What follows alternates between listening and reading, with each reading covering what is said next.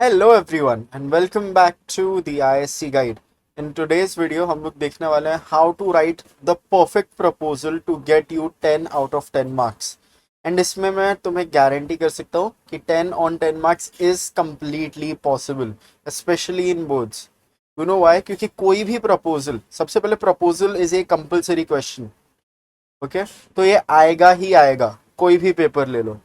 All right, and these 10 marks that it carries is basically free marks अगर मेरे से पूछोगे तो, क्योंकि अगर तुम्हें इसका एक बार फॉर्मेट समझ जाए आई कैन गारंटी कि तुम इसमें 10 on 10 ला सकते हो, क्योंकि इसकी language is very simple.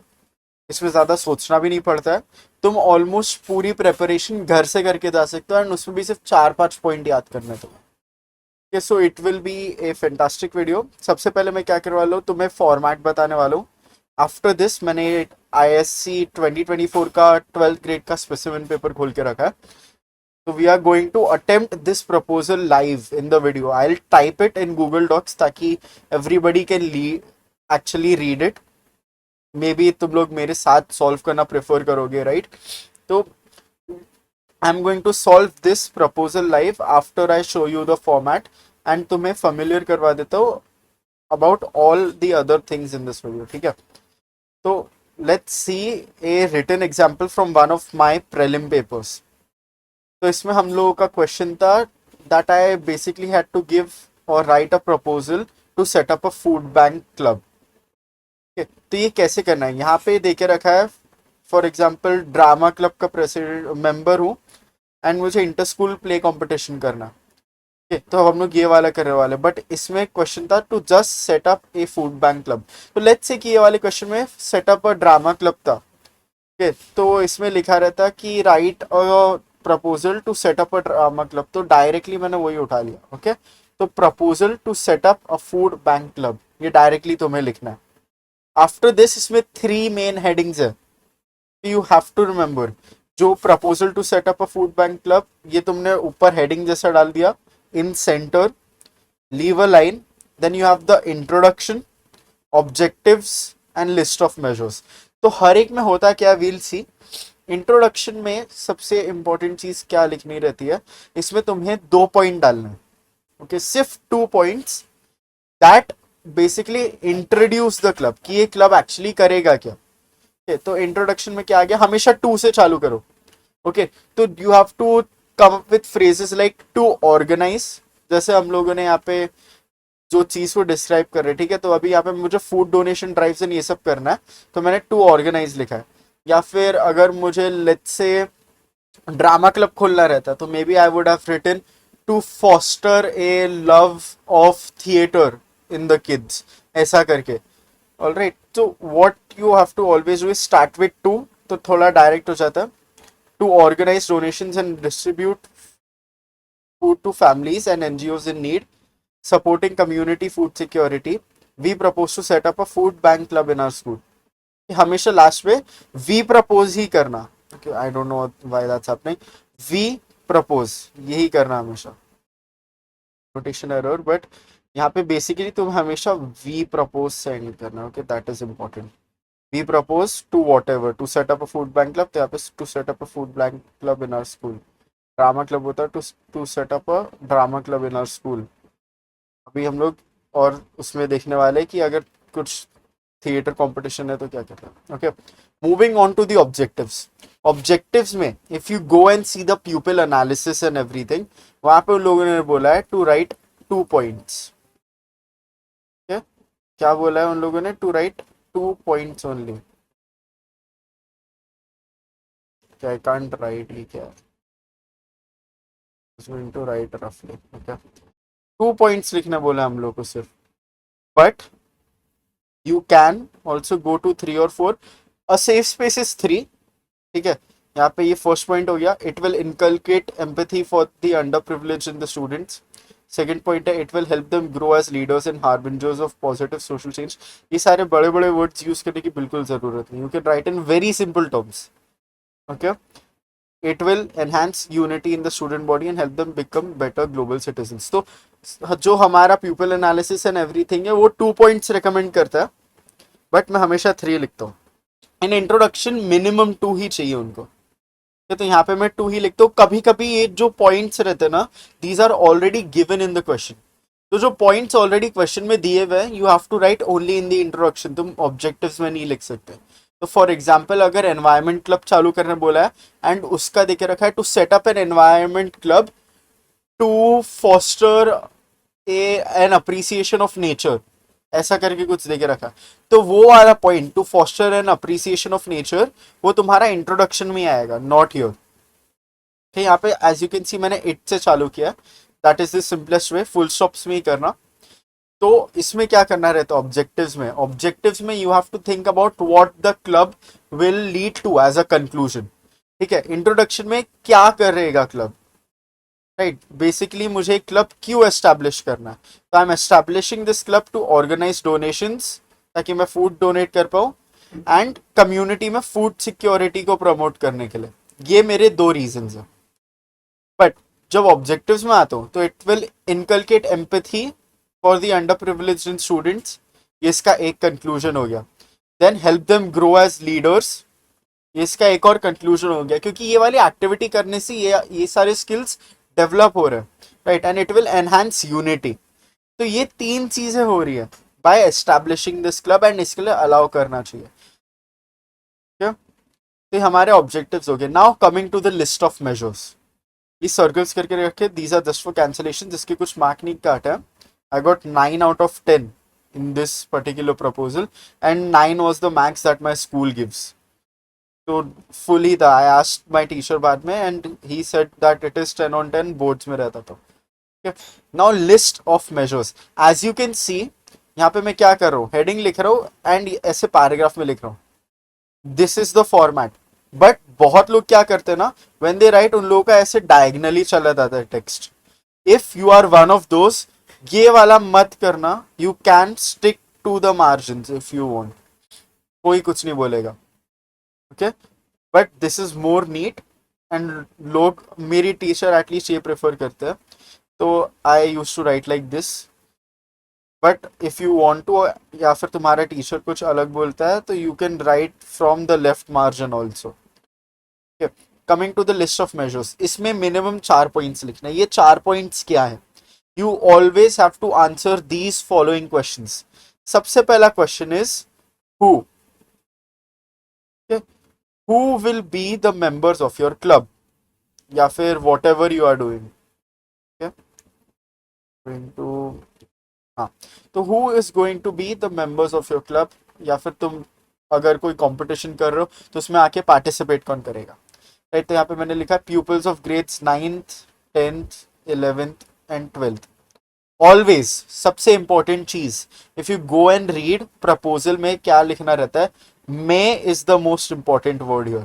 For each and every list of major may लिखना कंपलसरी है, क्योंकि तुम क्या कर रहे हो, प्रपोजल दे रहे हो। This for example will be read by your principal, तो तुम प्रिंसिपल को ऑर्डर नहीं दे सकते कि pupils of grades 9, 10th, 11th and 12 will be the members, will नहीं बोल सकते, you cannot decide, the principal, the teachers, the authorities will decide, right। हम लोग कोई नहीं होते, since we are just students, तो हम लोग सिर्फ proposals दे सकते हैं, ideas दे सकते हैं। तो always you have to use the word may, please लिख के रखो अपने दिमाग में, this is very important, boards में इसके मार्क्स कटेंगे। okay? तो the first question you answer is who, after that the second question you answer is when, ये जो क्लब है, ओके, तो ये इसकी मीटिंग्स होंगी, ऑफ कोर्स कोई भी क्लब है तो मीटिंग्स होंगी, तो वो कब होंगी, ओके। तो लेट्स से ड्रामा क्लब होता तो मैं सेंटेंस लिखता, drama club meetings can be held during long breaks, sorry may be held during long breaks. यहाँ पे मेरा डोनेशन ड्राइव के ऊपर था, तो donation drive may be held every other weekend, okay. तो you have to think of the context, donation drives क्या तुम रोज कर सकते हो, नहीं, that does not make any sense. मैं कंपटीशन कर रहा हूं तो मैं रोज कंपटीशन कर सकता हूं, नहीं, that does not make any sense, right. तो that was the second point which is when. Third is where, ठीक है, वेयर, यहाँ पे मैंने लिखा हुआ है donation drives may be set up in the school ground, तो इसकी एक लोकेशन होगी। अगर फॉर एग्जांपल मैं ड्रामा क्लब लिख रहा होता, तो drama clubs meetings may be held in the school AV room वरना द स्कूल ऑडिटोरियम, राइट। उसके बाद फोर्थ वाला है कि इसका लीडर कौन रहेगा, okay, who will lead this club, क्योंकि क्लब्स में लीडरशिप रहना चाहिए। There is always like a president, ठीक है, बट समटाइम्स अभी आई एम्फोसाइज क्या हो रहा है, ठीक है, यहाँ पे लीडरशिप, तो लीडरशिप में क्या, may be led by an internally elected student president, but always क्योंकि स्टूडेंट क्लब है तो it has to be under the supervision of a teacher. तो यहाँ पे मैंने डाला supervision of the school counsellor. Drama club रहता तो maybe I would have written under the supervision of the English teacher. अभी when we will go to the competition वहां देखोगे I will right something else, वहां पे मैं leadership की जगह लिखूंगा कि जजेस कौन होंगे, राइट, क्योंकि उसमें लीडरशिप मैटर नहीं करता, इट इज अ कॉम्पिटिशन, वहां पे जजेस एंड ये सब मैटर करता है। The fifth point I have written is membership fee. Minimum 4 लिखने बोला है but I have written 6 here and I will show you why. Okay, तो वी हैव मेंबरशिप फी, ये भी एक वैलिड पॉइंट है, तो you can write any amount. तो membership fee of this club can be for example ₹500, जैसे यहाँ पे मैंने दे के रखा है। अगर मैं कोई कंपटीशन कर रहा हूँ as we will do next, तो entry fee of the competition will be ₹250, ऐसा कुछ। यहाँ पे मैंने सिक्स्थ वाली चीज, this is just an extra point, okay, this is a point that you can write अगर तुम्हें आ रहा है दिमाग में related to the specific topic. तो अगर तुम्हें ज्यादा ऐसे क्रिएटिविटी कुछ आ रही है तो लिख सकते हो, but don't go to overboard. मेरी टीचर ने भी बोला था डोंट राइट दिस, तो फिर मैंने ये एग्जाम के बाद लिखना छोड़ दिया था extra point, but it is allowed. तो यहाँ पे मैंने लिखा था क्लब में partner with established and new NGOs inside a 10 kilometre radius of the school. Okay, let's say अगर मैं ड्रामा क्लब कर रहा होता तो उसमें मे बी मैं एक्स्ट्रा पॉइंट लिख सकता था कि द द स्कूल में provide for costumes of the students, या फिर द स्टूडेंट्स में also be allowed to write their own scripts, ऐसा कुछ डाल सकता था।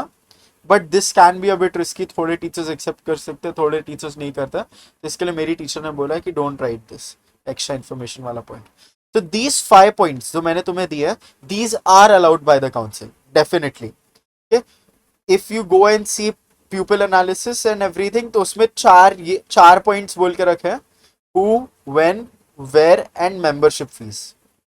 लीडरशिप तुम्हारा एक एक्स्ट्रा पॉइंट हो सकता है if you want to do, just in case, थोड़ा एक सेफ्टी टाइप हो जाता है, एंड प्लस ये थोड़ा और उसको it ties it in all together, ठीक है, तो ढंग से एक प्रॉपर स्टोरी बन जाती है ऑफ द क्लब, किस में हो क्या रहा है। तो रिमेंबर दीज क्वेश्चंस, इनको ही आंसर करना है लिस्ट ऑफ मेजर्स में। तो यू राइट वन आंसर, जो इसका एक सेंटेंस रहेगा छोटा सा, वो leave a line.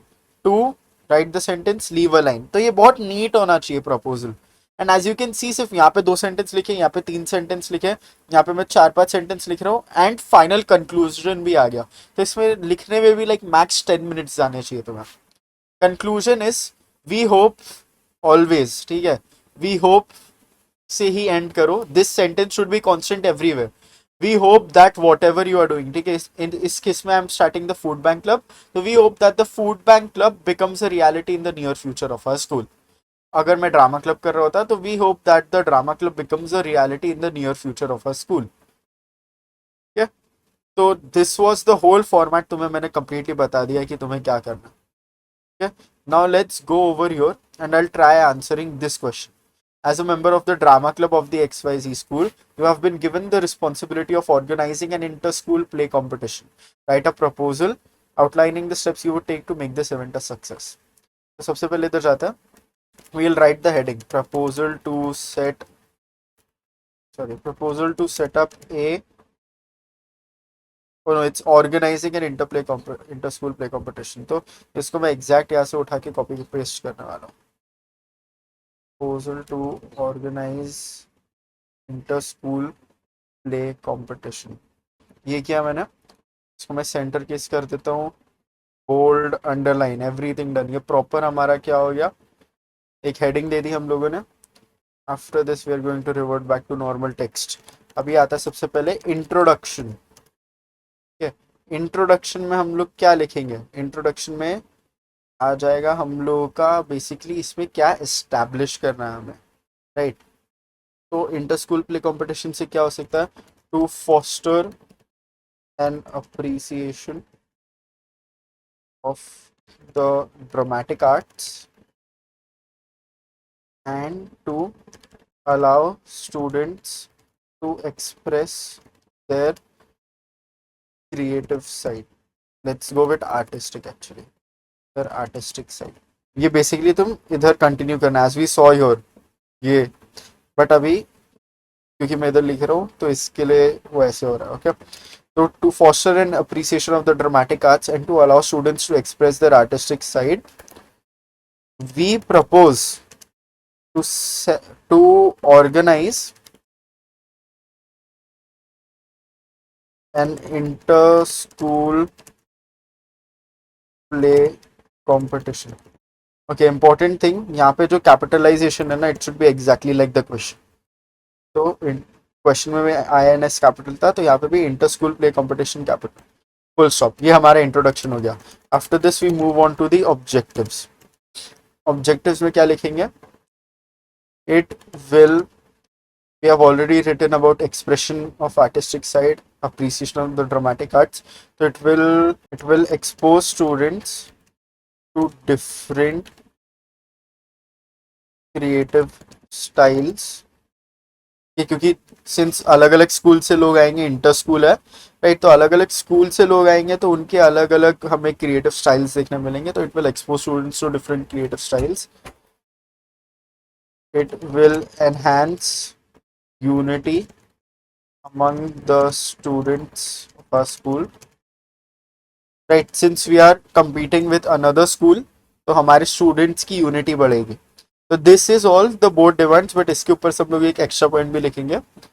It will allow students to explore the field of theatre as a possible career option. ठीक है, तो ये हमारे 3 पॉइंट्स हो गए. तो सबसे पहले क्या है? Expose students to different creative styles since दूसरे लोग आ रहे हैं अलग अलग स्कूल से. Enhance unity among the students of a school since हम लोग एक कंपटीशन में होंगे, हेल्दी कंपटीशन में. And third is it will allow students to explore the field of theatre as a possible career option. Since और कहीं पे तुम्हें मिलेगा नहीं, but if you win this competition and तुम्हें बहुत ज़्यादा इसके लिए अपलॉज मिलता है, अपलॉज मिलती है and maybe a lot of acclamation, तो तुम आगे जाके थिएटर भी परस्यू कर सकते हो. तो that was the objectives. After this we have the list of measures. ठीक है, list of measures is the easiest thing to write. हम लोगों ने अभी जस्ट देखा, तो यहाँ पे मैं इसको कर देता हूँ. First thing, what was the first thing? Who. तो इसमें कौन कौन लोग पार्टिसिपेट करने वाले हैं? तो we'll have students of classes 9th 10th 11th and 12th of various schools may participate in this competition. ठीक है, ये हमारा फर्स्ट पॉइंट हो गया. आफ्टर हु हम लोग का क्या था? व्हेन. तो ये कंपटीशन कब होगा? तो जब ऐसी चीजें आती है, when you have to give a specific date, it must be in the future. And at least if you remember, हम लोग को 9th एंड 10th में नोटिस एंड ईमेल राइटिंग हुआ करता था राइट. तो उसमें हम लोग क्या करते थे? जब भी हम लोग को नोटिस देना रहता था regarding some kind of competition और समथिंग, तो we always use to take a date at least approximately 2 weeks into the future. तो वही थंब रूल फॉलो करो. तो we have our grammar board paper on February 13th. तो for that I will take the date February 28th. I'll take February 28th as the date here. So the competition may be held on 28th February 2026. Okay, note मैं हर जगह मैं use कर रहा हूँ. After where we have, sorry after when we have where. तो कहाँ पे होगा कंपटीशन? तो simply the competition may be held in the school auditorium. Okay, so it will be held in the school auditorium. Easy point. Then we have the membership fees. मैं वो लिखने वाला हूँ इसके बाद. the competition may have an entry fee of rupees, इसमें rupees का sign लिखना RS अलाउड नहीं है, of ₹500 for each participant. And fifth point is of course the leadership. But इसमें कुछ leadership है नहीं, इसमें judges आ सकता है. Right? तो the competition may be judged. Since देखो हम लोगों का खुद का स्कूल इसमें पार्टिसिपेट कर रहा है, मैंने यहाँ पे डाला है, तो हमारे खुद के स्कूल के teachers principals can not be the जजेस. Okay, are you realising that? तो खुद के इसमें जजेस नहीं हो सकते, तो यू हैव टू थिंक थोड़ा लॉजिकली. सिंस वो फिर ऑफकोर्स बायस्ड हो जाएगा and the principal will want her school to win और हिज स्कूल टू विन. इसमें हम लोग को एक्सटर्नल जजेस बुलाने हैं, may be judged by external special guests that are professionals in the field of theater. Okay, so they have some kind of experience and they are at least some kind of authority in this field ताकि वो लोग ढंग से जज कर पाए. तो ये हम लोग का फिफ्थ पॉइंट हो गया. एंड विद दैट हम लोग का लिस्ट ऑफ मेजर्स भी खत्म. Now we have the final sentence. We hope that the proposal for this competition is accepted and it becomes a reality. Sorry, not this competition. We hope that the proposal for the inter-school play competition is accepted and it becomes a reality in the near future of the school. Okay? तो ये हम लोग का पूरा proposal हो गया. 10 on 10 marks मिल गए तुम्हें लिखना आ गया. I have just shown you इसको ढंग से कैसे लिखते हैं. Right, you have to leave a line here. Properly तुम्हें अभी बता दिया है. You have everything. You have one written example and you have one typed out example. तो मैंने तुम्हें लाइव दिखाया कि एग्जैक्टली तुम्हें सोचना क्या है while writing these. And now you can sit back, relax and guarantee at least 10 marks in your English grammar board paper. Alright, so thank you for watching. If you have your exams tomorrow, all the best. Any doubts, feel free to drop them down in the comments. मैं 5-6 days में reply कर ही देता हूँ. And all the best. Bye bye.